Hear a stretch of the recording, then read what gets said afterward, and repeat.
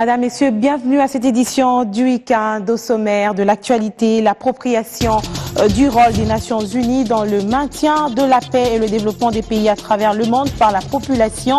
Objectif que s'est assigné cette institution internationale. Journalistes et autres leaders d'opinion ont été sensibilisés sur cette question lors d'un atelier. Et puis, malgré la désapprobation des forces armées de la République démocratique du Congo, la société civile de Béni veut faire parler la rue ce lundi. L'insécurité grandissante dans cette partie du pays serait le leitmotiv de cette descente. Une action fustigée par les FARDC qui jugent infondée la démarche de la société civile de Béni.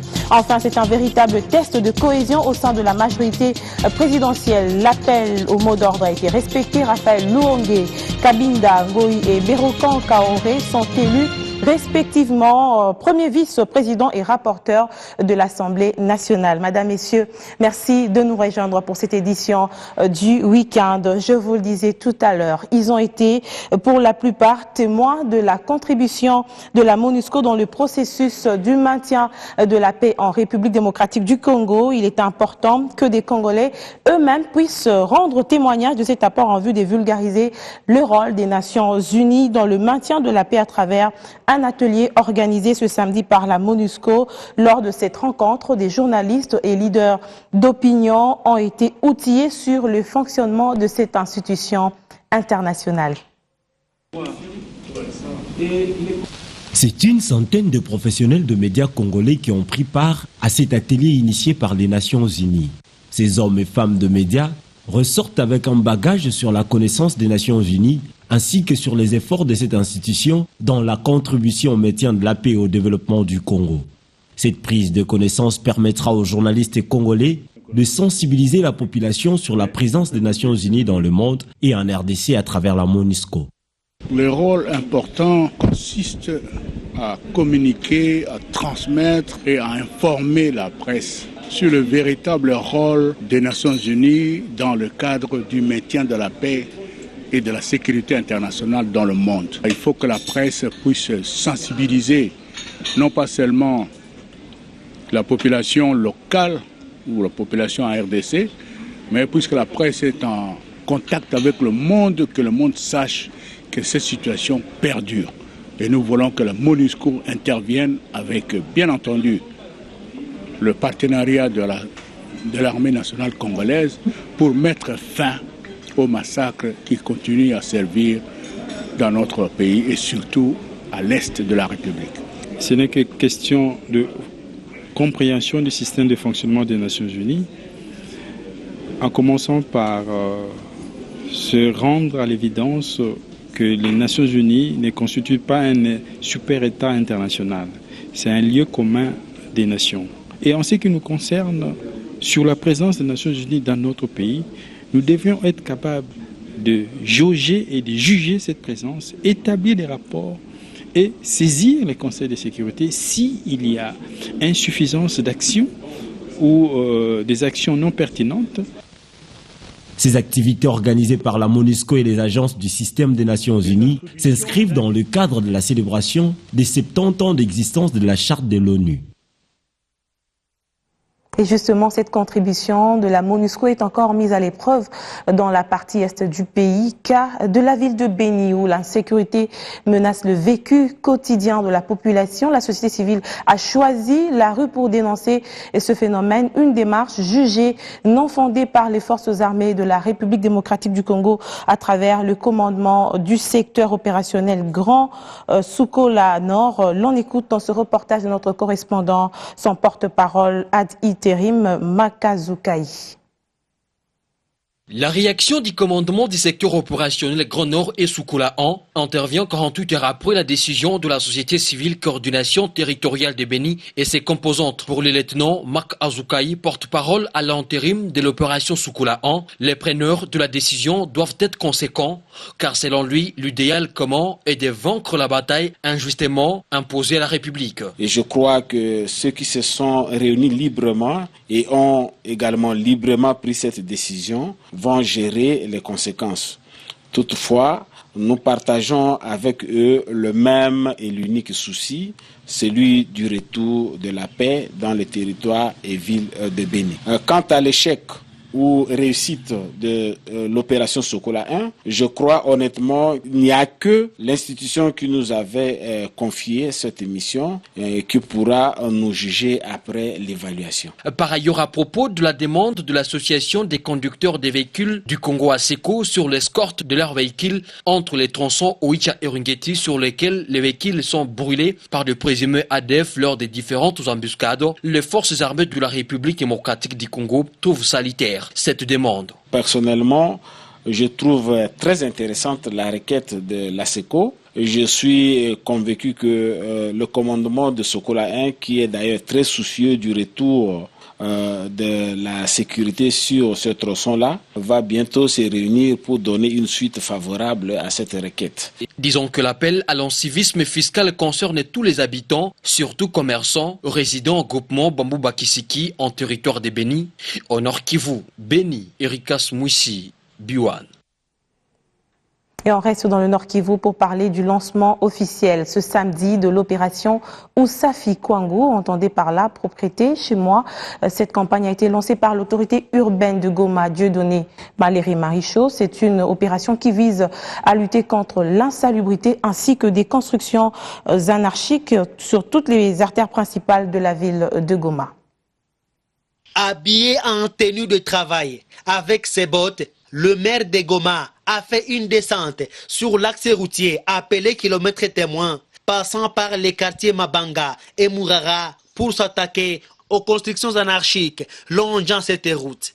Objectif, rendre plus propres les artères de la ville de Goma, conformément aux instructions du gouvernement provincial, d'où l'opération Usafi Kwangu. L'opération Usafi Kwangu, dite en français « propreté chez moi », instaurée par la mairie, vise aussi à s'attaquer aux montagnes d'immondices, par-ci par-là dans la ville, à l'instar de celle-ci au quartier Mourara, où les bulldozers de l'hôtel de ville étaient à l'œuvre ce samedi. Un message pour dire à la population que tout le monde doit s'impliquer dans l'assainissement de la route. Nous ne faisons qu'un exemple, nous faisons des descentes sur le terrain, et quand la population nous voit agir, cela doit l'interpeller, cela doit lui dire que quiconque ne va pas surveiller la saleté, ne va pas entretenir sa parcelle, il sera interpellé par la mairie et des amendes transactionnelles lui seront infligées. À toute la population de la ville, nous lui garantissons que nous allons faire évacuer toutes ces immondices dans un délai très raisonnable et en faveur de leur santé humanitaire. Construction anarchique, ça va de pair avec l'assainissement. Quand le gouverneur de province construit une route, il faut que cette route soit visiblement praticable.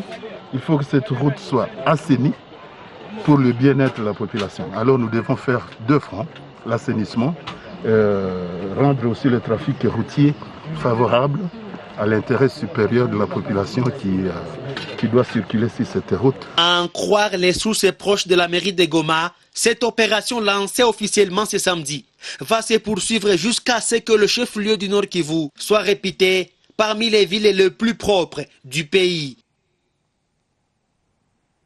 Économie à présent avec cette nouvelle. 3 Congolais seront bientôt formés en passation des marchés à Georgia University aux États-Unis d'Amérique. L'octroi de cette bourse de formation a été annoncé par la Société financière internationale au ministre des Finances lors des récentes assemblées annuelles des institutions financières internationales auxquelles ont pris part la République démocratique du Congo ainsi que d'autres pays. Henri Have avait par la suite participé au forum du réseau ministériel francophone sur le choc économique mondial.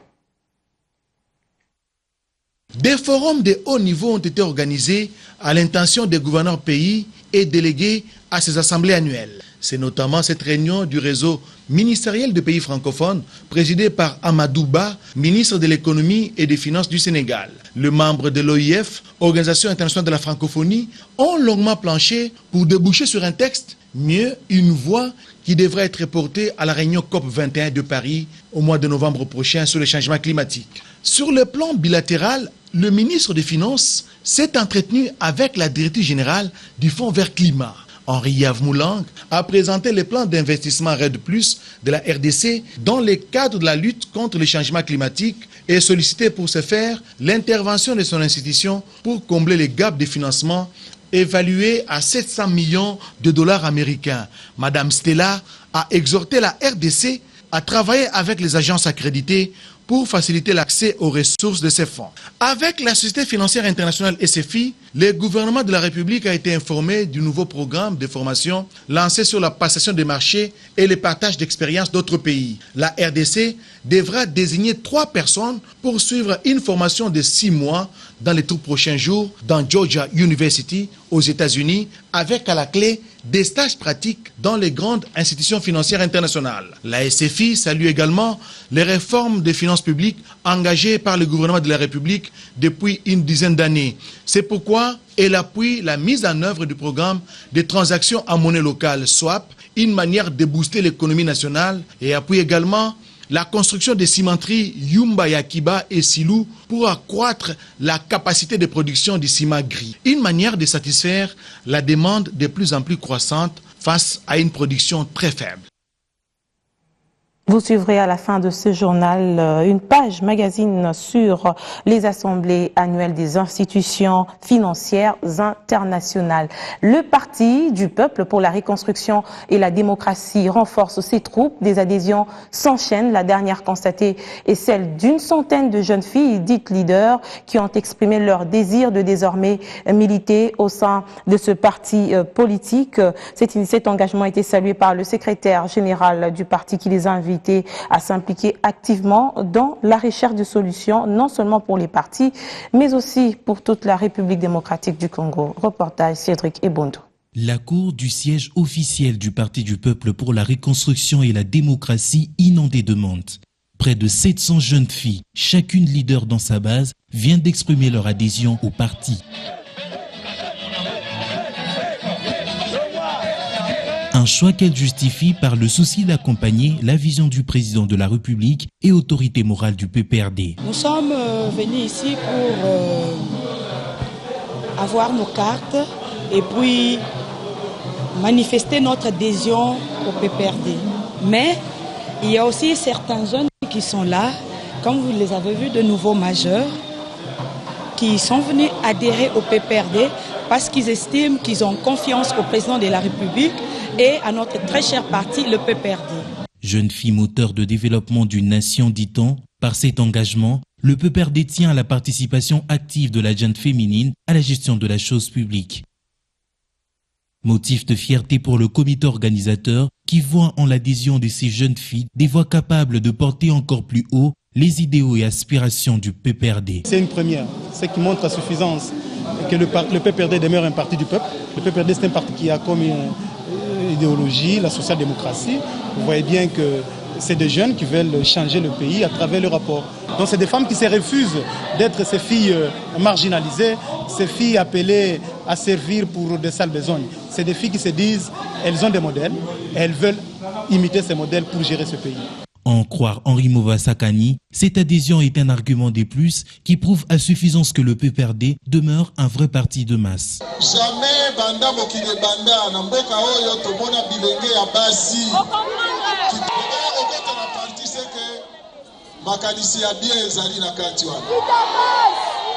En bon père de famille, le secrétaire général a remis symboliquement de cartes de membres à ces nouvelles militantes du parti. Une façon de sceller cette manifestation pleine de signification. Une activité, il faut dire, qui entre dans le cadre de la vision de redynamisation de l'identité du parti, l'une des priorités pour Henri Mova.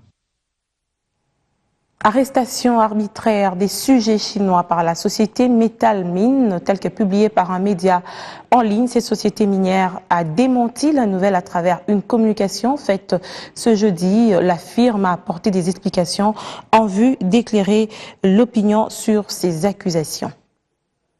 La direction de Metal Mine et Sarel dément de la manière la plus ferme ces informations mensongères et affirme qu'aucun de son personnel, qu'il soit congolais ou chinois, n'a été arbitrairement arrêté ni détenu par les services de renseignement en signe d'intimidation contre le député précité.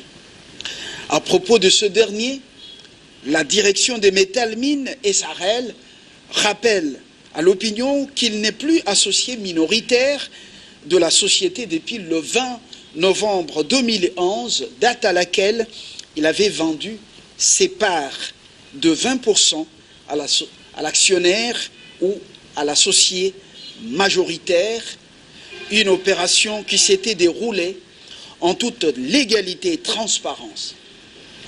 Et depuis lors, il n'est plus lié ni de près ni de loin aux actions de l'entreprise. La direction de Métal Mines et Sahel déplore un certain professionnalisme avec lequel Actu.cd a traité les informations de ces deux ONG, jusqu'à oublier que la société a une adresse juste pour ne fût-ce que confronter les sources, du moins pour les agents du personnel de cette entreprise qui serait détenu selon ces ONG arbitrairement. Le sport, l'amélioration des infrastructures sportives en République démocratique du Congo, le financement, les fédérations et l'amélioration des conditions des athlètes, ce sont les sujets inscrits à l'ordre du jour lors du face-à-face entre le ministre de la Jeunesse, Sport et Loisirs ainsi que des mouvements sportifs congolais.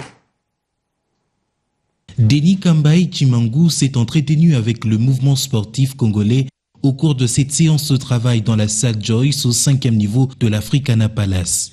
L'échange s'est basé sur plusieurs points, notamment ceux liés au financement des fédérations, la prise en charge des athlètes et l'amélioration des infrastructures sportives. La politique de la jeunesse congolaise doit être menée par les gouvernements. Mais il n'y a aucune association de jeunes qui doit parler au nom du Congo pour les jeunes. Non, c'est les gouvernements. La jeunesse congolaise, il y a tout un ministère. Mais ce que nous n'aimons pas, ou ce que nous n'accepterons pas au niveau du gouvernement, que des associations prennent des engagements au nom de la République. La jeunesse était au centre du débat avec le numéro 1 du sport en République démocratique du Congo. Une séance de prise de contact s'est effectuée dans le même cadre avec le secrétaire général du CONFEJES. Notre obligation et notre devoir est de venir prendre contact avec le nouveau ministre et lui exprimer d'abord tous nos vœux d'encouragement, de succès et surtout de faire le point des dossiers en cours, en tout cas du fonctionnement de l'institution en tant que président en exercice. À titre de rappel, le ministre de la Jeunesse, de Sport et Loisirs est le président en exercice de la conférence de ministres de sport de la francophonie, CONFEJES en sigle. Et avant de nous séparer, on va revenir sur cette grande actualité politique de ce samedi. Paris gagné pour l'unité au sein de la famille politique du chef de l'État. Les candidats présentés par cette famille politique pour les 2 postes vacants au bureau de l'Assemblée nationale ont été élus. Floribert Luonge au poste de premier vice-président de l'Assemblée nationale ainsi que Bérokan Karoré à celui du rapporteur. Le bureau de l'Assemblée nationale affiche désormais complet après la démission de Norbert Ezadri et Charles Mwando Simba, tous 2 membres du G7. C'est la fin de cette édition. Merci de nous avoir suivis. Je vous retrouve très bientôt sur BioOne Télévision.